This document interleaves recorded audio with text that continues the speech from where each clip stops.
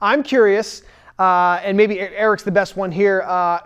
How did you come up with the idea, or why did you think that you had to start doing these commercials? Well, we obviously really wanted to, promote the Sports Talk program because obviously Blue Ridge is big on local programming, and this was something that was relatively new.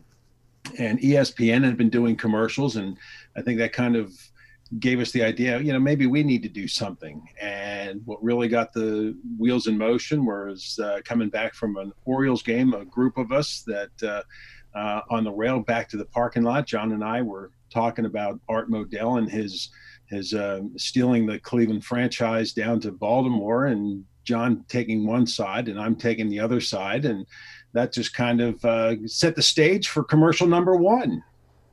Yeah, it's just great that, just what guys normally do and they argue and debate about sports blossomed into what we're about to see here for the next 30 minutes. So without further ado, let's watch what we believe is the first ever commercial you guys did, and then we'll get your reactions to it and some stories about it on the other side.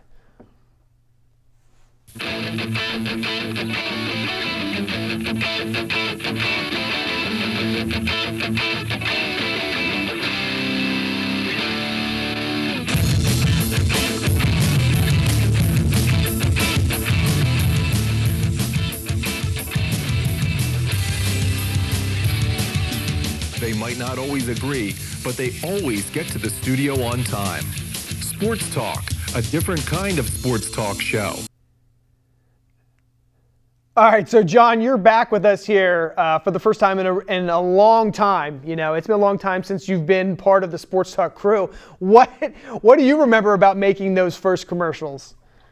Oh, what a blast it was, especially you said since it was the first one. I guess the biggest thing I remember was getting kicked out of the van, not literally, but the appearance of being kicked out, and then running down the parking lot to get in there on time. And as I recall, we did a couple of different takes on that. So, of course, I had to repeat that move several times. It was a challenge. Yeah. But it was fun. I love it. Tim and Eric, you guys give each other this look. It was very movie-esque. Yeah. I loved it, yeah. Tim. That was good. Well, there's two backstories. The first one is when Eric was talking about going back after the game and those two were arguing, it got really heated. I mean, Eric, over the years, when you mentioned Cleveland and Art Modell and the Baltimore Ravens, he gets his whole ire up. And, John's the jovial guy. But there was a time, I think, that both of them wanted the other one out of the car.